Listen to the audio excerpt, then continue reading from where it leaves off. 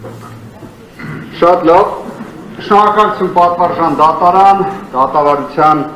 հարգարժան մասնակիցներ։ Մկրտիչ Սրբազան, Արշակ Սրբազան, Բագրատ Սրբազան։ 3 սրբազաններ, պատվարժան դատարան, որոնց կալանքի որոշումները դուք եք կայացրել։ 3 սրբազանների։ Այլ դատավորներ ևս կայացրել են։ Բայց դուք այդ որոշումները կայացրել եք, բայց մեկ այլ որոշում չեք կայացրել։ Դուք սրբազանների կալանքը վերացնելու որոշում չեք կայացրել։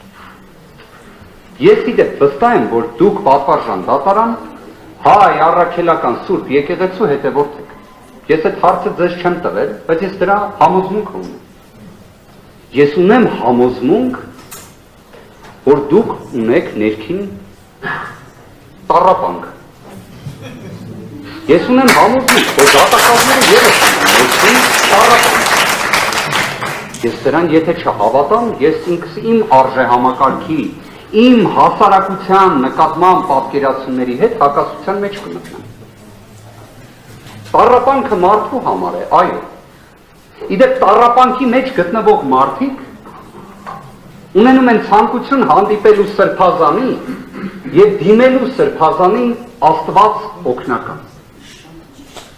Իդեպ այդ բառերը ասելով մարդիկ որոշակի հոգևոր սնունդ են ստանում։ Գիտեմ, բոլորիս հետ եղել է, այստեղ ներկաները բոլորն են հայ առաքելական Սուրբ եկեղեցու հետևորդների։ Եվ երբ տեսնում են սրբազանի եւ դիմում են Աստված օգնական,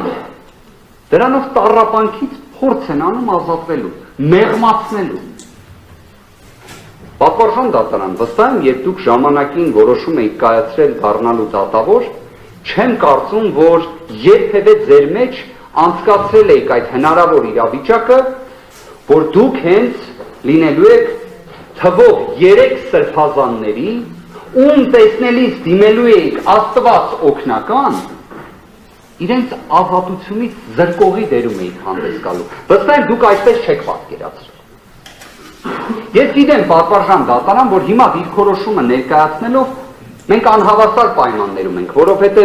ես ունեմ դիրքորոշում ներկայացնելու ազատություն, դուք ոչ։ Բայց ի տարբերություն ինձ եւ իմ գործընկերների դուք ունեք բացառիկ լիազորություն։ Լիազորություն արդարադատություն իրականացնելու։ Լիազորություն տառապանքը դադարեցնելու։ Գործընկերս ճիշտ բան ասաց։ Այդ տառապանքը միայն ձեր ու դատախազներինը չէ։ Դա իսկապես բոլորիս տառապանքն է։ Որովհետև եթե որպես իրավաբան սթափ հարց հնչեր օրինակ սրբազանից, իդեպ կարելի ասել ինչ որ իմաստով Բագրատ Սրբազանը երևի թե մեզ համար է նաև եւ ոչ միայն իր դիրքորոշումը ձևակերպել այնպես, որ ինչ որտեղ երևի թե դատախազներին եւ դատարանին հեշտ լինի որոշում կայացնել։ Որովհետեւ եթե սթափ տիրույթում փորձում ենք դիտարկել ոնց կարող է այս գործով կալանքը լինել որպես խափաման միջոց, չենք կարող պատասխան գտնել։ Այդ ժամանակ ստիպված պետք է կասկածի տակ դնենք իրավունքն ու օրենքը։ Իսկ դրա հետևանքները կարծում եմ որևէ մեկի կողմից ընդունելի չեն լինի։ Պատվարժան դատարան, հարգարժան հանրային մեղադրողներ, այն որ իսկապես մենք սլանում ենք դեպի իրավական ժխտողականություն, դա կարծում եմ փաստ է, որտեղ մենք հիմա դիրքորոշում ենք ներկայացնում, երևի 2 տարի առաջ օրինակ մեկին մեր հայրենակիցներից պայմանական, կամայականորեն որևէ մեկին պատմեինք, ասենք ուրեմն 2026 թվականի փետրվարի 19-ին լինելու ենք դատարանում, Ֆարխոյանի նախագահությամբ, խոսելու ենք նրա մասին, որ Բագրատ Սրբազանի կալանքը վերացվի, ու այդ ընթացքում էլ հայ առաքելական Սուրբ եկեղեցու առաջնորդի վեհապար հայրապետի նկատմամբ է կա հարուցված քրեական հետապնդում կարգալույծ անելու թեմայով։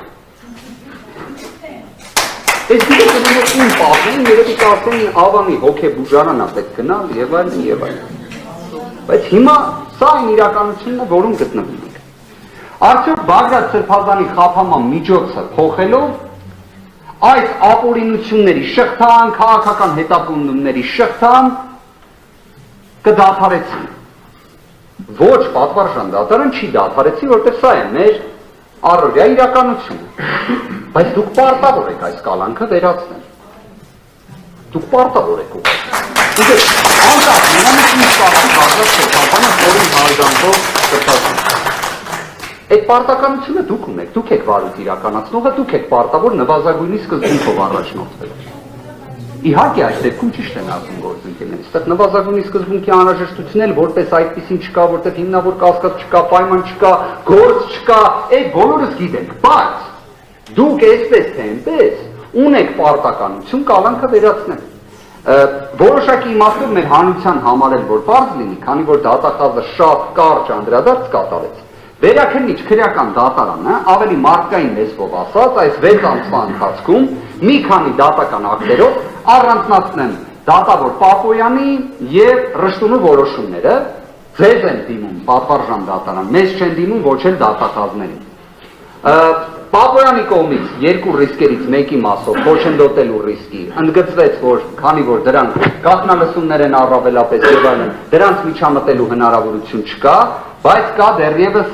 նոր անցանք կատարելու ռիսկի հետ կապված որոշակի մտահոգություն։ Հիմա Ռշտունին էլ ասեց նոր անցանք կատարելու մտահոգությունը այն աստիճան ցածր է, որ փաստացի գոյություն չունի։ Դրան ինչ է հաջորդում։ Առաջին ատյանի դատարանի կողմից խափանման միջոցի վերանայում։ Այսինքն ինչ որ իմաստով երևի թե վերաքննիչ դատարանը ցանկացել է, որ Բաղրատ Սրբազանի խափանման միջոցը վերացվի հենց դատավոր Պարփոյանի կողմից։ Միգուցե նաև հենց նրա համար, որ դատավոր Պարփոյանը բացառապես կալանավորել է սրբազանների, բայց որևէ սրբազանի կալանք չի վերացրել։ Միգուցե հենց սա է ճակատագրի, տրամաբանության, ողջամտության հուշումը։ Այս գործով իհարկե աստղերի մասին խոսում են այլ իմաստով, բայց միգուցե իսկապես պատվարժան դատարան։ Սա ուրիշ աստղերի դասավորումն է։ Նենց է դասավորվել այդ ամենը, որ դուք պետք է վերացնեք։ Ես օրինակ այդպես եմ այս ամենը տեսնում։ Գիտեք, վստահ եմ, դուք իմ հետ համակարգ։ Դա կարծես թե որ Այսինքն 6 ամսվա ընթացքում գտնվում ենք նախնական դատալսումների փուլում, դատախազները դա վկայակոչեն խափանման միջոցի համար, ձեզ պետք է բացառք հայտնել։ Սահմանադրական դատանի որոշումը դրա մասին չէր, որ դատարանը ինքը գտնվելով դատաքննության փուլում պետք է ջանասիրություն հենց ինքը իր կողմից գնահատի։ Բայց եթե դուք դա եք վկայակոչում որպես կալանքի չփոփոխելու հիմք, բացառք հայտնեք դատավորին։ Կամ պատվարժան դատարան դուք ինքներդ սեփական նախաձեռնությամբ կարող եք բացառք հայտնել, ասել ես կալանքը չեմ փոխում, բայց որովհետև ես ստացվում է նախնական դատալսումների փուլում եմ դեռ 6 ամսվա ընթացքում։ Եթե դա է պատճառը, բացառք հայտնեք։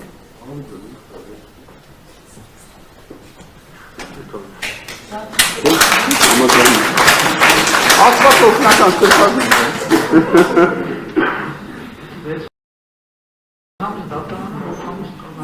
Ես իդեպ դատարանի վարույթի հետ կապված եմ ասում։ Բոլոր դեպքերում պատվարժան դատարան պատասխանատվությունը իհարկե ձեր տիրույթում է։ Այս մթնոլորտի ամենադժվար հատվածը վերաբերելի է դատարաններին։ Թիրախում գտնվում են դատավորները։ Բայց որևէ մեկը երբեք չի ասել, որ դատավորի աշխատանքը դա պարզապես հանրային ծառայության տեսակ է։ Դատավորի պաշտոնը, կարգավիճակը դա առաքելություն է։ Դուք կամ կարող եք այդ առաքելությունը կատարել կամ ոչ։ Այս գործը դասական իմաստով ապացուցել է, որ այստեղ կալանքը աբսուրդ է։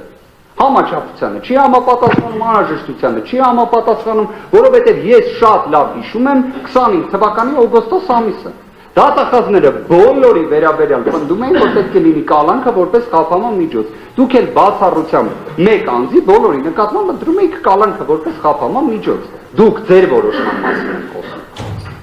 Բայց կյանքը ցույց տվեց, որ դուք սխալվել եք։ Դատախազներն էլ էին սխալվել։ Նա տենց ոնց ստացվում, այսինքն բոլորը կարող են պատշաճ վարքագիծ դրսևորել, բոլորը, բայց սրբազանը չի կարող։ Ախր անկեղծ մենք իրավական ողջամտություն պետք է ունենանք։ Խորին հարգանքով իմ ընկերոջ նկատմամբ Արթուր Սարգսյանի։ Արտուր Սարգսյանը կարող է պատշաճ վարքագիծ դրսևորել ոչ կալանքի պայմաններում, որը կյանքը ցույց տվեց, բայց Սրբազանը չէ։ Այստեղ ռիսկերը շատ բարձր են, որ անձնական հաջողությունները Սրբազանը։ Դա մենք ողջամտությամբ տիրույթում լինենք։ Միանում եմ գործընկերներից դիրքորոշմանը, բայց միաժամանակ արձանագրում եմ պատվարժան դատարանում։ Ինչ դիրքորոշում էլ ներկայացնեն գործընկերները, այդ թվում Բագրատ Սրբազանը, դուք ունեք պարտականություն նվազագույն սկզբունքով առաջնորդվելու խափանման միջոցի հարցը լուծելու շրջանակներում։ Դա ձեր պարտականությունն է, ոչ թե մեր ցանկությունն է կամ մեր միջնորդության հարցն է, այլ ձեր պարտականությունն է։